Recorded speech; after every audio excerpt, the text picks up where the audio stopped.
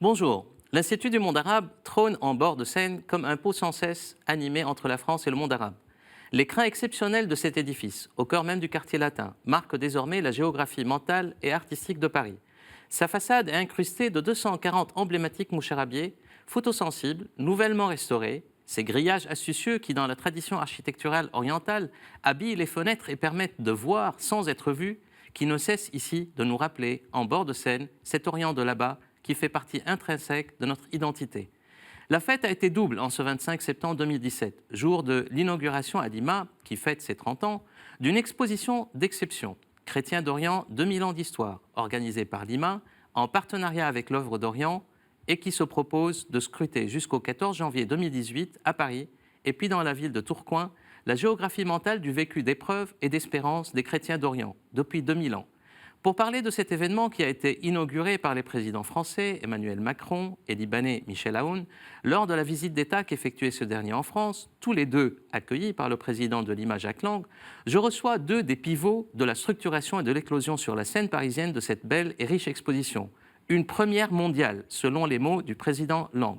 Je reçois Raphaël Ziadé, responsable du département byzantin du Petit Palais, musée des Beaux-Arts de la ville de Paris, qui assure avec Élodie Bouffard de Lima le commissariat de l'exposition, et Charles Persona, haut fonctionnaire et historien chargé de mission bénévole à l'œuvre d'Orient pour le patrimoine et la culture et membre du conseil scientifique de l'exposition. Vous l'avez compris, notre émission aujourd'hui est une spéciale qui célèbre les chrétiens d'Orient, qui n'ont cessé depuis des siècles d'être meurtris et d'être témoins, et n'ont cessé et continuent de célébrer l'espérance au cœur même de l'épreuve, qui a marqué leur vécu d'hier et d'aujourd'hui.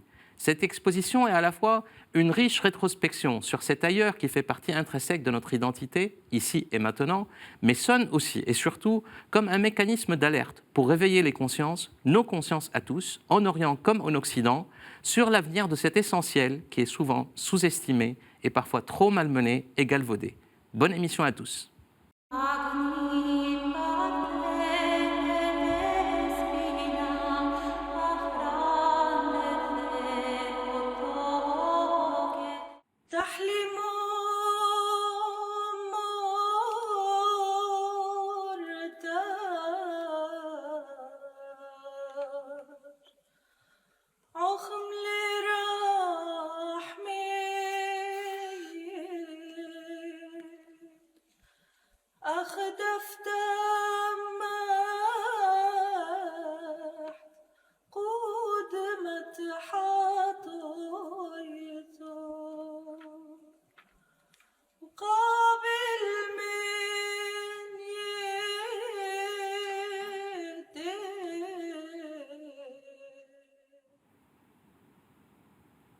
Les chrétiens d'Orient sont en danger. On le répète sans cesse ici et là, à tort et ou à raison. En réalité, ils n'ont cessé de l'être depuis 2000 ans, dans des cycles incessants et successifs de ce qu'appelle Olivier Clément les cycles de mort et de résurrection. La force intrinsèque de l'exposition d'exception Chrétiens d'Orient 2000 ans d'histoire, qui a ouvert ses portes le 25 septembre dernier dans les locaux de l'emblématique Institut du monde arabe à Paris, c'est qu'elle apporte la démonstration de l'ancrage de la présence originelle, pérenne et vivante des chrétiens d'Orient dans les sociétés du Moyen-Orient et du monde arabe depuis 2000 ans jusqu'à aujourd'hui, en dépit des tumultes et des tourments des conjonctures historiques. Si l'actualité donne sans conteste à l'exposition un arrière-plan dramatique, c'est d'une histoire beaucoup plus large, dont les organisateurs de l'exposition ont voulu témoigner. Les chrétiens du monde arabe sont présents sur ce sol depuis les origines du christianisme, né au cœur de cette région, de l'Irak à l'Égypte, en passant par la Syrie, le Liban ou la Terre Sainte. Tout voyageur traverse un paysage émaillé de clochers. Il rencontre dans les villes et les villages ces chrétiens vivant au milieu des autres citoyens, avec eux, comme eux, dans un art de vivre ensemble qui reste l'un des précieux fondements de cette région. L'exposition apporte la démonstration de l'originalité, j'ose dire originelle et essentielle du patrimoine des chrétiens d'Orient. Ni Byzance ni Rome, mais une originalité créatrice, fruit des interactions toujours créatrices avec les civilisations, les langues et les cultures venues d'ailleurs, mais aussi de l'esprit de synthèse de ce christianisme originel. La richesse du patrimoine des chrétiens de ces pays est proprement stupéfiante quand on l'apprécie dans son originalité, lit-on dans l'introduction du catalogue richement documenté de l'exposition. Il ne s'agit pas d'une sous-culture qui aurait vécu dans l'ombre de Byzance, qui aurait été étouffée par l'islam ou encore dominée par l'Occident latin, mais d'un fait de civilisation à part entière, comme le rappelle le catalogue. L'exposition fait le choix d'un parcours historique, chronologique, linéaire et progressif, des débuts du christianisme en passant par les périodes byzantines et de la conquête islamique et des empires musulmans qui se sont installés après la conquête, poursuivant dans la période ottomane jusqu'au XXe siècle et jusqu'à l'aujourd'hui. 2000 ans d'histoire résumés sur 1000 mètres carrés. Une prouesse technique et thématique qui ne se fait pas sans faire des choix et des arbitrages. 300 œuvres y sont déployées en montrant comment ces productions artistiques ont évolué selon les environnements culturels et politiques, les goûts du temps, les besoins d'identité des différentes communautés. On y découvre ainsi au fil de l'exposition des objets archéologiques, objets d'art, manuscrits, icônes, photographies, documents diplomatiques, vidéos et installations qui font partie de l'exposition. D'évidence, l'exposition apporte la démonstration de la grande diversité et richesse du patrimoine des chrétiens d'Orient, mais aussi des influences et des interactions qui l'ont façonné, et des contributions que ce christianisme oriental a apportées à l'ensemble de la chrétienté.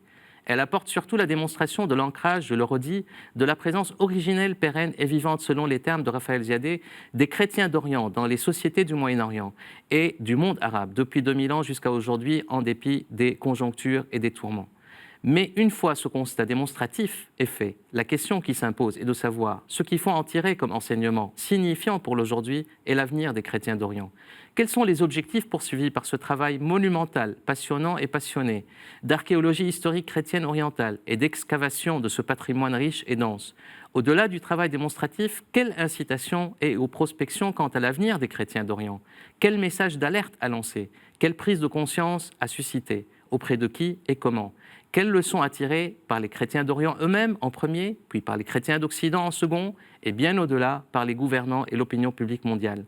Pour évoquer tous ces sujets, mais aussi les différentes facettes de la genèse, de l'organisation et de la thématique de cette exposition, j'ai le plaisir de recevoir deux des importants pivots de sa structuration et de son éclosion sur la scène parisienne. Raphaël Ziadé, responsable du département byzantin du Petit Palais, musée des Beaux-Arts de la ville de Paris, spécialiste du christianisme oriental, notamment des icônes byzantines, auteur, entre autres, d'un ouvrage « Icônes du Petit Palais », publié en 2013 aux éditions Paris Musée, collection Petite Capitale numéro 19, qui assure avec Élodie Bouffard de Lima le commissariat de l'exposition. Et Charles Persona, haut commissaire, haut fonctionnaire et historien, chargé de mission bénévole à l'œuvre d'Orient pour le patrimoine et la culture, et membre du conseil scientifique de l'exposition. Auteur, lui aussi, de plusieurs ouvrages, notamment Nicéphore Phocas, Byzance face à l'islam aux éditions Belin, et Sauver la rue de Valois. Relancer la politique culturelle le mieux, aux éditeurs le mieux. Raphaël et Charles, bonjour. Bonjour. Je voudrais qu'on commence un peu avec Raphaël, peut-être sur le contexte de l'exposition, sa genèse. Comment l'idée s'est introduite, comment elle a été préparée. Je sais qu'un travail pareil, en fait, nécessite un temps de préparation qui dure plusieurs années et peut-être beaucoup plus. Oui, le temps d'une exposition comme celle-là, c'est 2 ans et demi, 3 ans. Et bien sûr, beaucoup de recherches antérieures. L'exposition bénéficiant de toute la recherche française et internationale. Donc, c'est plusieurs disciplines qui sont rassemblées ici pour pouvoir dérouler un parcours chronologique d'une telle longueur, puisque ce sont 2000 ans d'histoire que nous couvrons. Et 2 commissaires, en plus. Et 2 commissaires à plein temps, pratiquement, mais 2 commissaires et des équipes et des métiers, beaucoup de métiers tout autour de cette exposition. Et donc un travail de préparation sur place avec des partenaires. Il y a beaucoup de partenariats qui ont été mis en place, beaucoup de donateurs aussi. Il y a des fonds qui ont été... Voilà, il y a beaucoup de prêteurs. Oui. Tous les grands musées internationaux, le Louvre, le Met, le British Museum, les musées de Berlin, les bibliothèques nationales. Benaki aussi.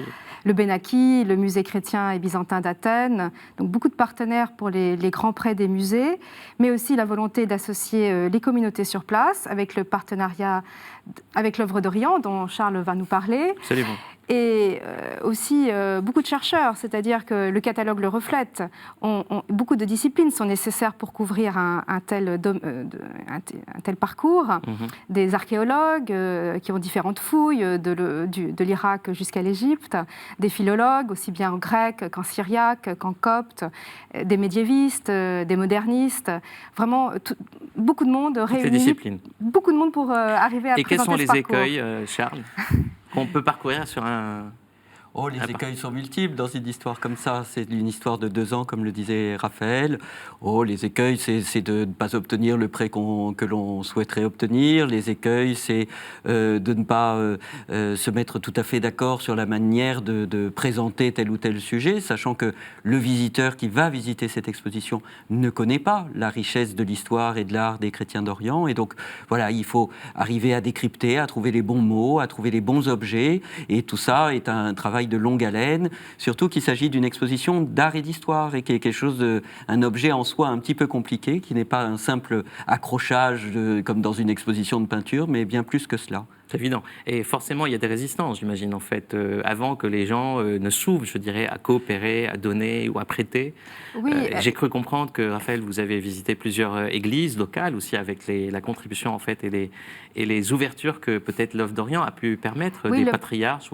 Voilà, on a rencontré beaucoup de patriarches, que ce soit... dont certains étaient présents à l'exposition. À l'inauguration, tout à fait. Oui. Au Liban et en Syrie et à Jérusalem aussi. L'œuvre d'Orient, avec son réseau qui est très ancien, avait beaucoup de contacts avec les communautés, ce qui a énormément facilité l'approche de ces patriarches et l'obtention de prêts fondamentaux prêtés par les communautés elles-mêmes. Donc oui, il a fallu convaincre, mais en fait, nous n'avons pas trouvé de résistance parce que notre projet, qui était de présenter la culture chrétienne dans son unité, dans sa pérennité, a séduit, je crois, tout le monde. C'est la force du christianisme du Proche-Orient que nous avons voulu montrer, et tout le monde a adhéré à cette idée. Il y a aussi peut-être aussi l'épreuve que vivent les chrétiens d'Orient, une sorte d'œcuménisme, je dirais, que suscite l'épreuve, et aussi une sorte de coopération, et donc peut-être une volonté de se rendre tous visibles avec toute cette diversité, peut-être qui a joué aussi en faveur de... Oui, chacun tenait à être présent dans ce projet, de montrer son patrimoine au public européen.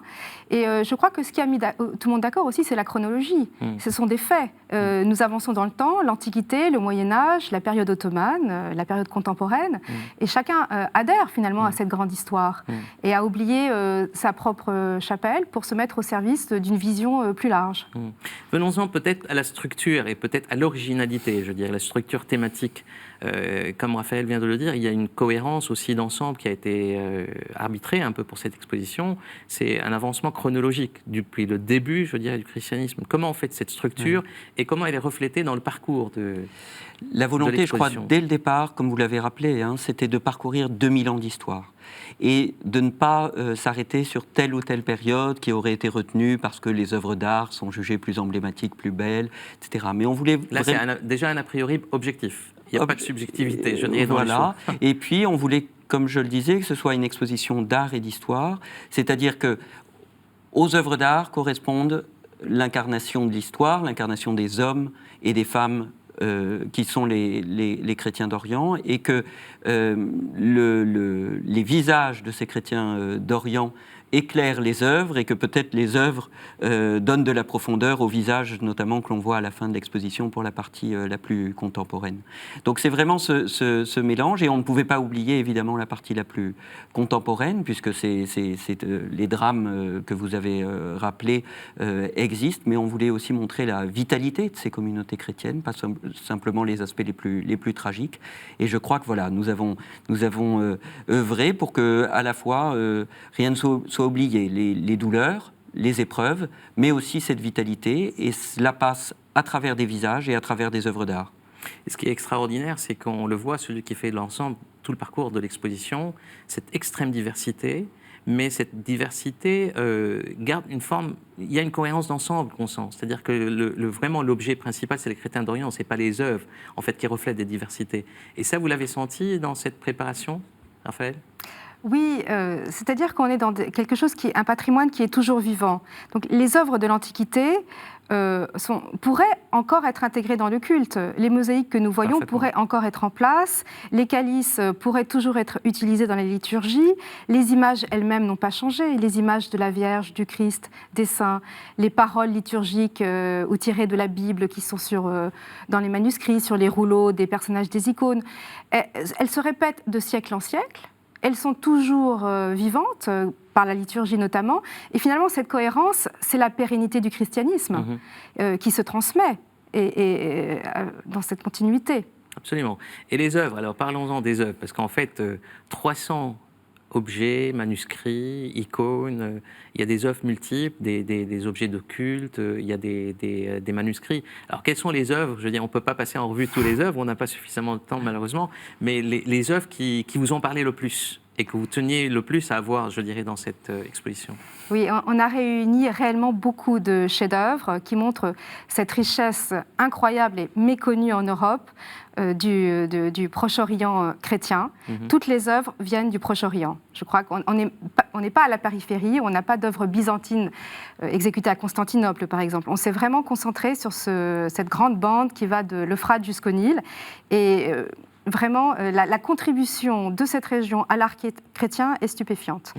Alors, parmi les œuvres les plus importantes, certainement les fresques de Dora Europos, des fresques qui datent de 232. Elles viennent de la plus ancienne église du monde, une maison privée dans laquelle se déroulait le culte chrétien, de façon encore cachée. Avec un programme thématique complet. Avec un programme thématique complet de la vie du Christ. Et cette maison était située à Dora Europos, l'actuelle Deir ez-Zor, qui fait encore l'objet de batailles avec Daesh. Dont on parle beaucoup, malheureusement, pour d'autres raisons. Voilà. Et ces fresques-là sont à l'abri à l'université de Yale depuis le début du XXe siècle. Et elles sont prêtées pour la première fois en Europe. Enfin, c'est même la première fois qu'elles sortent de Yale. Et on voit là la toute première représentation du Christ. Et dans l'exposition, c'est précisément la guérison du paralytique et la pêche miraculeuse qui sont représentées. Magnifique. Charles? Moi, toujours dans la première salle, un petit reliquaire qui est prêté par les musées du Vatican, un petit reliquaire du VIe siècle, Raphaël, oui. Sur le couvercle duquel vous avez un certain nombre de représentations de la vie du Christ, et dans le reliquaire, de la terre sainte, de différents endroits de la vie du Christ. Et on imagine le pèlerin qui se rend à Jérusalem au VIe siècle et qui rapporte ce souvenir de son pèlerinage. Et j'ai trouvé ça très émouvant parmi les objets de l'exposition. Oui, magnifique.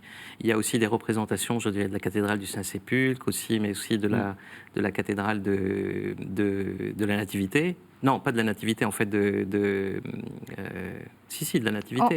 On a deux maquettes. Maquettes. Une maquette du Saint-Sépulcre et effectivement, c'est plus rare, une maquette de la basilique de la Nativité à Bethléem, qui sont des souvenirs de pèlerinage. Avec un travail de... Voilà, en bois d'olivier et nacre du XVIIIe siècle, qui étaient aussi des souvenirs de pèlerinage. Et vous voyez, l'acte de pèlerinage était le même au VIe, et c'est toujours le même au XVIIIe siècle. On rapporte des souvenirs de Terre Sainte. Ça, c'est les échelles de l'Orient aussi, quelque part. Il y a aussi des icônes orthodoxes qui ont été prêtées par l'Institut Saint-Jean-Damascène du patriarcat d'Antioche, aussi avec un programme intéressant. C'est des icônes spécifiques, en fait, d'une certaine période aussi, de la famille Al-Moussaouir. Alors oui, on a une très belle présentation d'icônes peintes à l'époque ottomane, c'est-à-dire au XVIIe et XVIIIe siècle. Elles viennent de plusieurs prêteurs.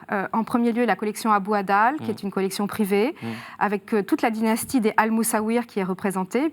Youssef Al-Moussaouir est le premier peintre de cette école, et son fils, son petit-fils et son arrière-petit-fils sont également... Lignée. Voilà, toute une lignée. Mais on a les quatre... Ce qu'on appelle un peu l'école d'Alep. C'est l'école d'Alep, oui, absolument. Et avec cette école d'Alep, nous présentons également des icônes grecques, spécifiquement grecques-orthodoxes du couvent de Balamont, et beaucoup moins connues, une icône maronite, la plus ancienne de cette série, de la fin du XVIe siècle, monumentale. Elle mesure 1,80 m et elle provient de la chapelle privée du patriarche maronite. Elle vient de Carquet.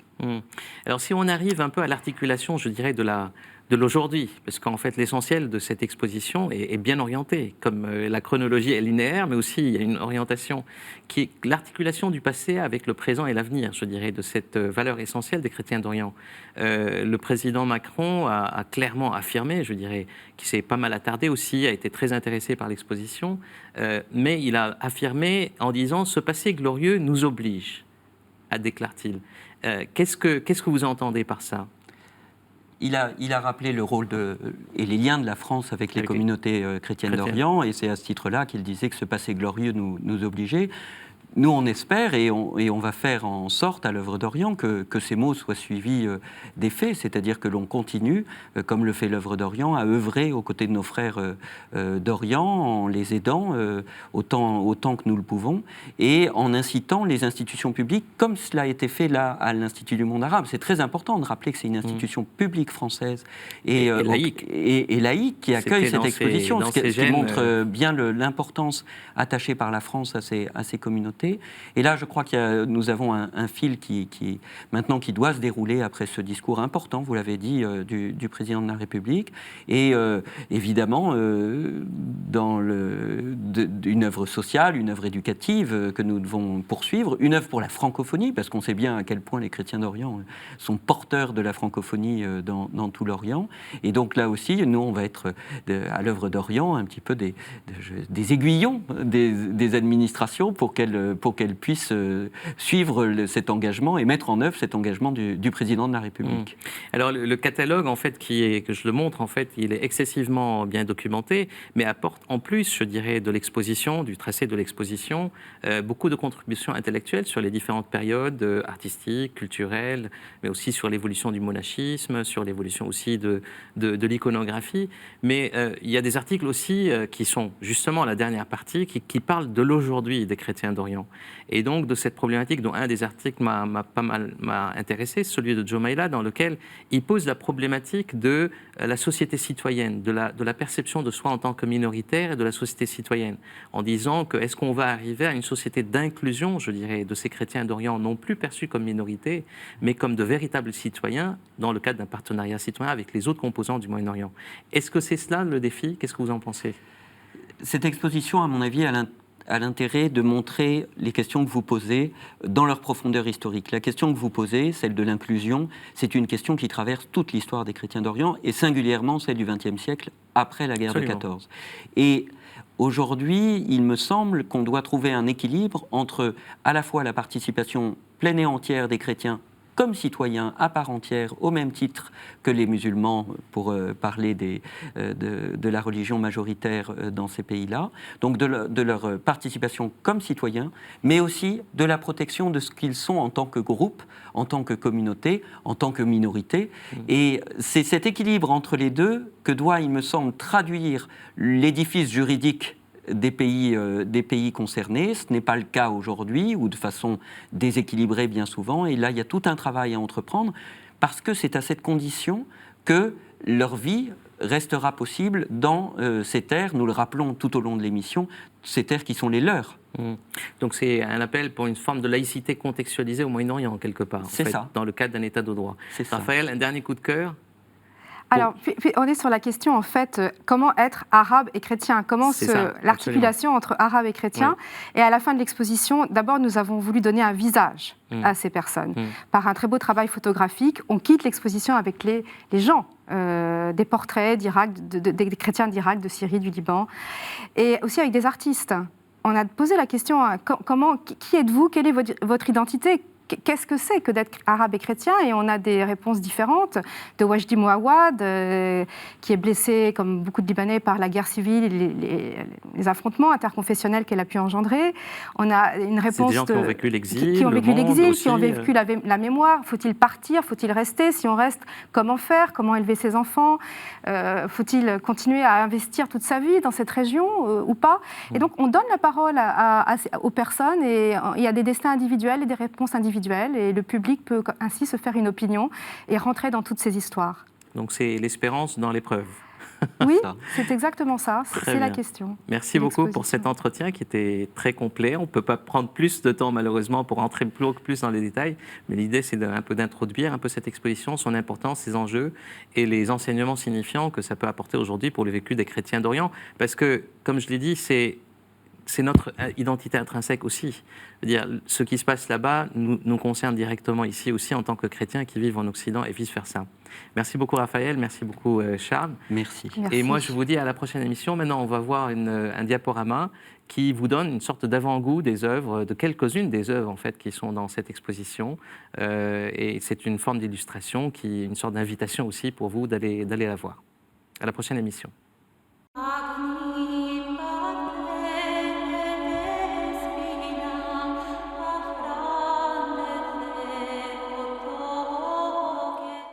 Examala ister